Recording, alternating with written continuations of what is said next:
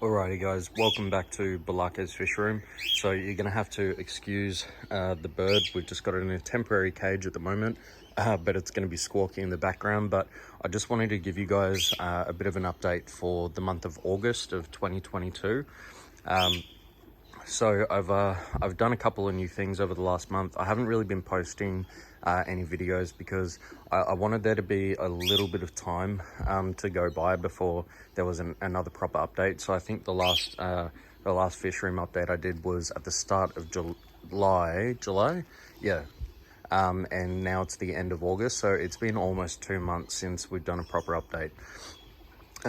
So I'll do a proper tour starting at the front. So this is the little fish room. So it's just a single garage, and I live in a pretty tropical area, so it doesn't get too cold. So when I close the garage door, it gets nice and warm in here. So it is the perfect environment for them. So I've just got some really cheap lighting that I kind of whipped up with a few things that I bought off Amazon, and yeah, so I'm loving how it's coming along with the pothos that's growing down these tanks, and they added filtration as well for the aquariums, which is really good. This one's looking really nice.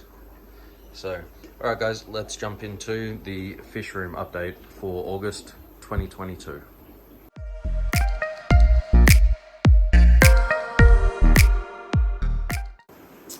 Okay guys, so that little clip that you just saw, that's the Sajikas yesterday. Pretty much what they've got a bunch of white spot, and I'm treating them at the moment. So I've just got the lights on just to try and show you, but we're probably not going to see any of the fish or anything like that. You can see, oh here we go, there's a couple just darting in and around there. So they're just being treated for the white.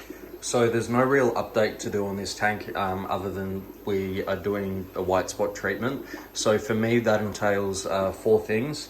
So number 1 is temperature of the water. So bumping the water up to 30 degrees. So that basically makes the life cycle of the bacteria in the water. That speeds it all up and allows the bacteria to die off faster than it is able to kill the fish. The second thing that I do is I put a bunch of rock salt or sea salt or whatever in the water. So the ratio that I use is 1 tablespoon of sea salt per 20 liters of aquarium water. And if I'm treating something really nasty, like an actual nasty infection, I'll go 2 tablespoons per 20 liters of aquarium water. The third thing that I do is I shut off the lights. So I do have them on at the moment while I'm filming, but all the lights in the fish room will be off for the next couple of days. And then the fourth thing is get a good medicine. So I have been previously using the, we've got it down here, the Blue Planet White Spot Remedy. So I've heard that's a little bit harsher on the fish and it isn't as effective. This is methylene blue, and I've heard it's just the good stuff. Never used it before. It turns the water blue. So, you know, let's see how it goes. Apparently it is just a lot more efficient, and it gets rid of the white spot a lot faster. And you usually don't need to do a second dose is what I've heard, but this is the first time using it, so we'll see how we go. So those are the 4 things that I do for white spot. Now let's move on to the next aquarium. Okay, so this is big old Cosmo. He's doing really well, just kind of hanging out, pretty comfortable in this tank now. Wanda is over here. She's also doing really well. They get along really well in the tank, and I think it's because I've got a few little dither fish that are popping around here. So we've got a couple of hybrid little convict cross blue eyes. So they were little feeders that I popped in here, but they just can't catch them. So they'll probably end up living out their lives. There is a couple of these green Texas, which he is darting back there. So there's that one and another small one. So yeah, it just gives them a little bit more entertainment, I guess, to spend their time in the tank. And there's also 3 clown loaches, but usually don't see those during the day. Alright, that's probably it for these guys. They're doing really well. No signs of spawning, but they're just getting along well in the tank, so can't really ask for more than that. Alright, let's move on to the next rack. Okay, so this rack, this tank in particular, is one that I'm probably the most happy with at the moment. The fish are all doing really well. It seems to have balanced out fully, and I've only got the fish in here that I actually want to keep long term. So in this aquarium now, we've only got the 4 marbled Fenestratus. So we've got Toodles, Tink, Frankie, which is probably my favorite fish in this aquarium, just because he's special to me. You know, only a face only a mother could love. And then we've got the other one that's here, the patchy moo cow looking one. I really like the patterns on it, so I've decided to keep it. I've also got 2 of the classic Fenestratus. So there's one, this one is always in spawning dress, and then there's this one here, which isn't. There's a bunch of silver dollars, I think 6 or 7 silver dollars. I do have 2 green Texas in here, so this one that's swimming along there. And then we've got this one here that it actually doesn't look like it's doing too well, so I need to keep an eye on this one. But yeah, so that's what we got in the aquarium, and I think it's doing really well. What I've started doing is adding some of these palm fronds just to the aquarium. We've got just palm trees around the property, so I thought, why not? Let's just put it in there. And I think it just adds that vibrancy to the aquarium without actually having live plants. And all I do after about 2 or 3 weeks, once they start breaking down, I'll just take them out, replace them, and I think it works really well. So I haven't had any issues so far, so it should be all good. All right, let's jump down to the nasty fry. Okay guys, so down here we've got the nasty fry. Well, you can't really call them fry anymore, they're more like juvies. That big one that you can see there, and there's a bunch that are just kind of kicking around on this pot and on the floor here. So they're all doing really well. I've kind of set this tank up, not really so it looks very good to me, but more so it's got a lot of hiding places that they can feel really safe. So there's probably still about 30 or so in the tank, and they seem to be doing pretty well. I feed them quite a bit. I just fed them a couple of a block of bloodworms, so they seem to be doing pretty well. A couple of them are a lot bigger, like that one there. It is a lot more dominant, and it is starting to show those adolescent kind of colors, which is pretty cool. So yeah, this tank's going all around really well. I did just sell my first batch of nasty fry, which was pretty cool. I sold 10 to a guy named Ty, and 5 to another guy. So yeah, it's good to actually get them out there and get them out into the hobby. So alright guys, that's probably it for this tank. Nothing really exciting, just the nasties are growing well. I'm probably going to grow them for another couple of months and then sell them all to a pet shop. So yeah, looking forward to that. Okay, so in this tank we've got the bunch of Argentea Juvies now. They're all about 2 inches long. There's about 10 of them in here, and then there is these big guys. They seem to be more bottom dwelling and staying in the caves, but I do have 10 of the Pearsei, the Pantano Cichlids. So everything in here is doing absolutely fantastic. Everything's packing on good size. There's no signs of any types of infection or anything like that, so everything is doing well. I've also got a couple of these little marbled Fenestratus that are kicking around. I think these are from the first batch that I actually spawned, and so there's only 3. So there's the 2 marbled ones, and then there's this little guy here which has no marbling, or maybe just a tiny bit, but it hasn't really come through yet. And then there is also this guy, which is the only red Bay Snook which has survived.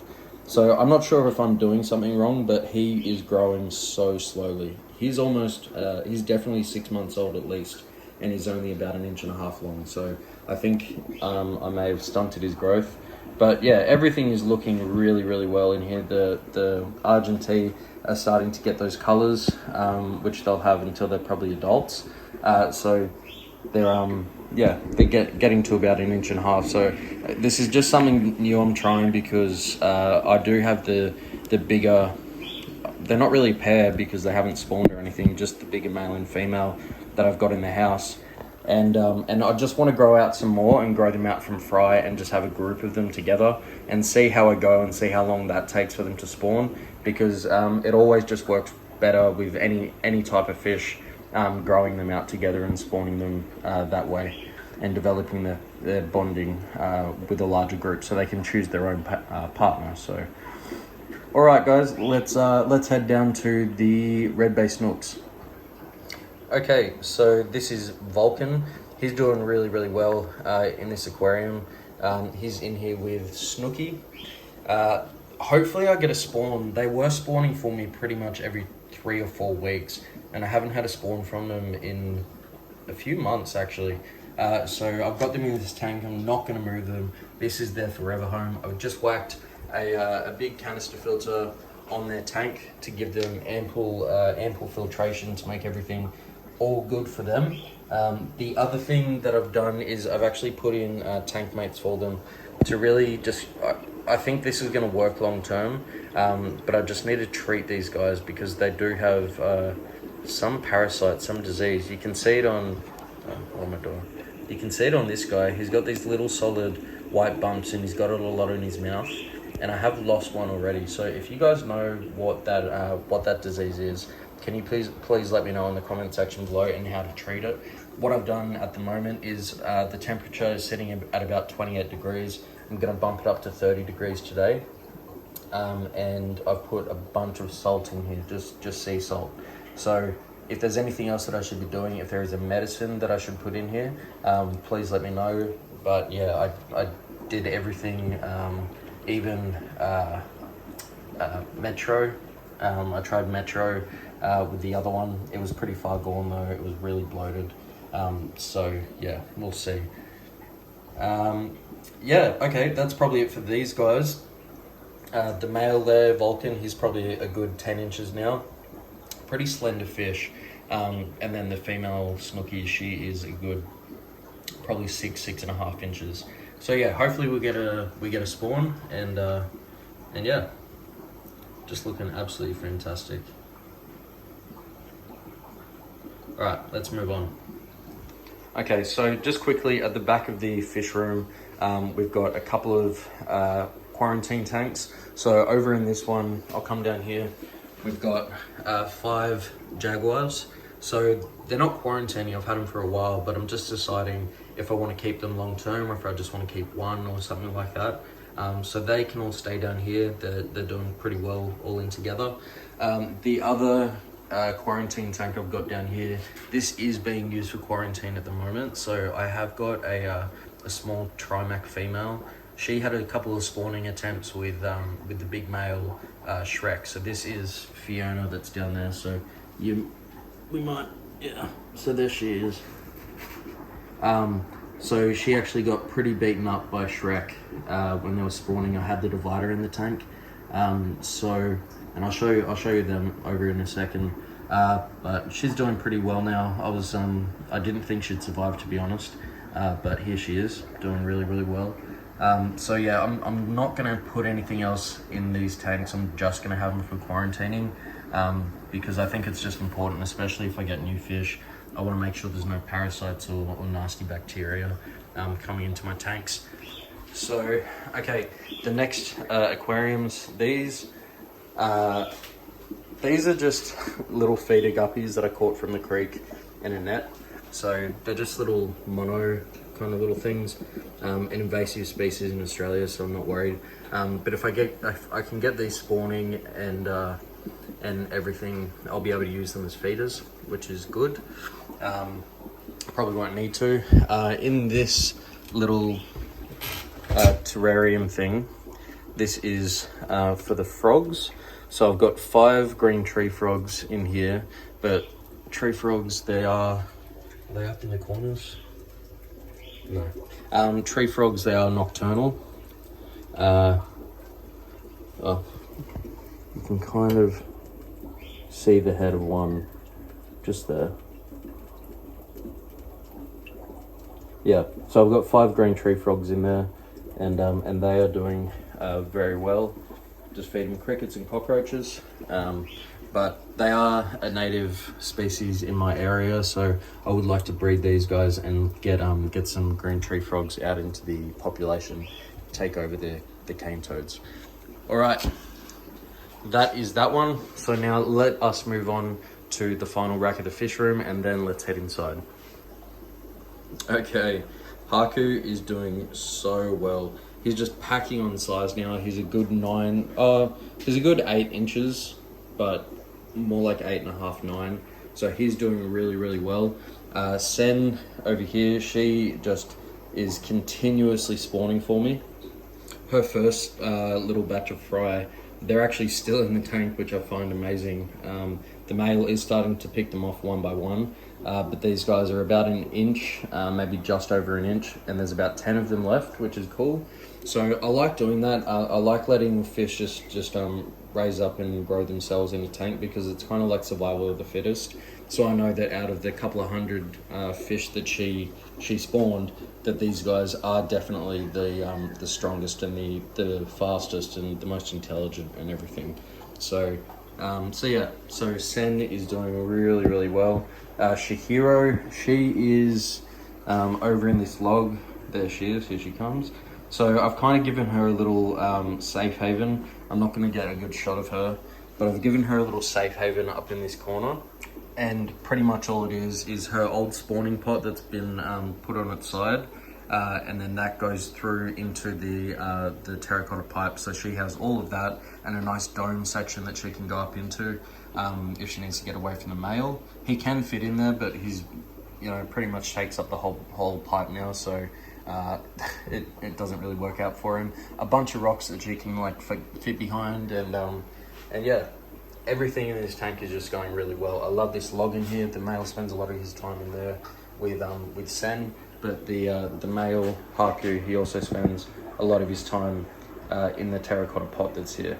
So I think she's in there. She might have eggs at the moment because she is fully jet black. So that'll be cool, but it wouldn't be surprising. She just never stops spawning, which is pretty cool. All right, guys, let us move on now. I think let's have a look at the Trimax, and then we'll head up inside. Okay, so this is Shrek, the beast. Shrek, he did a bit of a number on Fiona, so I've had to separate her, as you guys saw before. But he's doing, this guy, he's doing really well. He's probably about 5 inches now. I think the divider was a bad idea. I thought it was a good idea at the start, but pretty much what happened was Shrek could focus all of his attention on the one female. They did spawn a couple of times, and they got their fry free swimming, and as soon as they were free swimming, he just went absolutely berserk. So I have taken down the divider now, so once Fiona's all good, I'll pop her back in here, and then I'll just let them do their thing, so that he can't just pick on one fish, that if they spawn, they'll actually have to defend their fry against all the other Trimax that are in here. So yeah, again, I put the palm fronds in here. I think it looks really, really nice, really clean, but it just adds that extra little bit of protection. So okay, I think I've got 6 of these guys left, so I think I've actually got 3 males and 3 females. So I'll end up getting rid of at least 1 male, and keep a couple of pairs maybe, and hopefully the next time I have to put a divider in, it's not going to be a disaster. So alright guys, let's move on to the fish tanks up in the house. Okay, so we might start with the newest tank that we've got set up. I've had this for probably about 4 or 5 weeks. So I have done a planted aquarium. So this is the first time that I've actually done it. I've got 3 types of plants in here. So coming in here, we've got Ambulia. So I've kind of got that spread out around the tank, and it is shooting down these roots.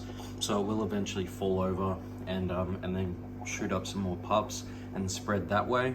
I do have also, this is called silver leaf or aluminium leaf or something.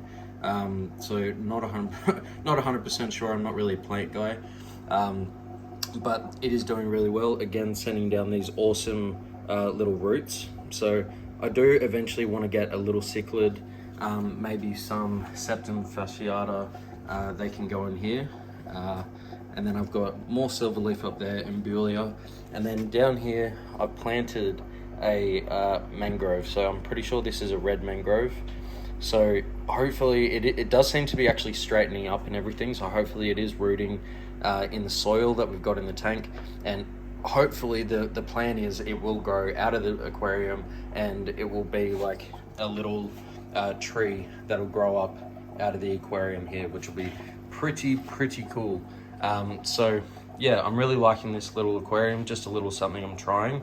So I've done about ½ an inch of aquarium soil in the bottom, and then I've capped that with about an inch of sand. So I think that should work, especially for the Embulia and the silver leaf or whatever it's called. Yeah, so I've just got a few of these little tetras that are bobbing around here. I've also got a ghost knife, which is kicking around somewhere, and the pepper and bristlenose are in here, but they are, I think, in their little log. So, all right, guys, let's move on now to the other fish that we're growing out at the moment. Okay, guys, so I've got the little tank that's on the kitchen bench in here. So these guys are a few marbled Fenestratus fry.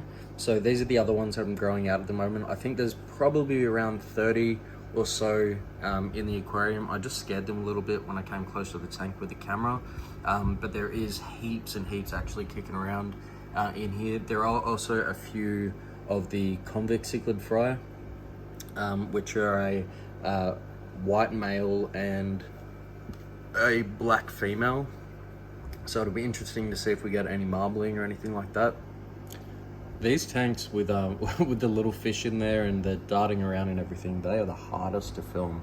But yeah, we've got these are all from the same batch as well. So it's interesting to see about 25% of the fish that have come from this batch, they don't have any marbling at all, which is a good sign. It just shows their genetics are a bit stronger than what I originally thought, which is going to be cool.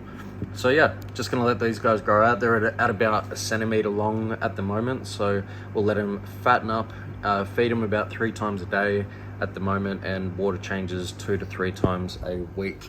So I do like this little tank as well. I've got it set up as like a Asian kind of garden theme. So yeah, really liking this one. All right, let's finish off. We'll head over to the Argentius and sign off. Alrighty, guys. So this is the last tank that I have. I do have another one down there, but it's not set up for anything. I might look. To be honest, it probably will have fish in it by the time I do a next video. But anyway, that's just part of the fun. Okay, so down here, this is Cronus, doing really well, packing on the size. He's definitely at about 10 inches, so he's getting pretty beefy. He's getting a lot thicker than he is getting longer, so I'm pretty sure he's at that stage where he's going to get a lot thicker, and the growth is going to slow down quite a bit. The other fish that I've got in here, I've got obviously Rhea, which is down here, the female Argenteus. She's doing well. I was a little bit worried about her. She wasn't eating, but she's back to her normal self now, so she's doing really well. Back here we've got a pair of the convicts. So we've got the blue male and a white female. So what I'm going to try to do there, see if they do a bit of marbling with the fry, and yeah, hope for the best.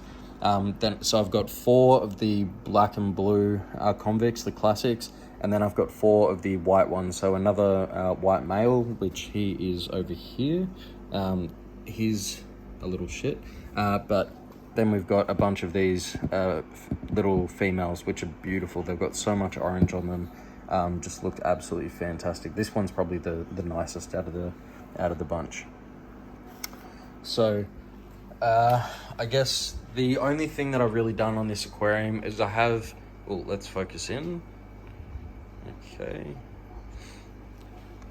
Yeah, so probably the only thing that I've really changed in this tank, I've moved all of the bigger fish, well, pretty much the Argentius ornaments up that end, to give the convicts this section. But the funny thing is, the convicts don't actually hang out down here at all.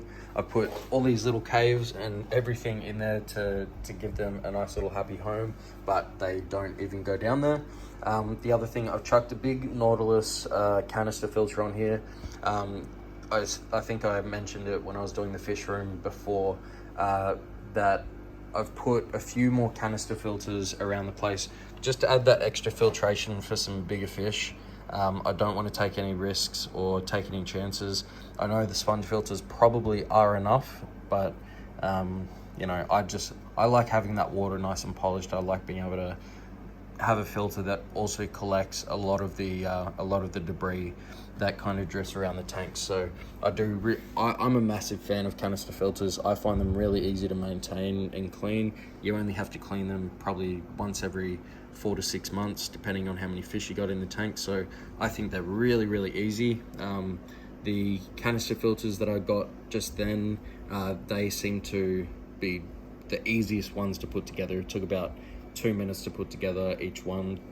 All of the media came in these little bags, these little filter bags, which I haven't seen before. So, and it was just a cheap one off the internet. So we'll see how they go.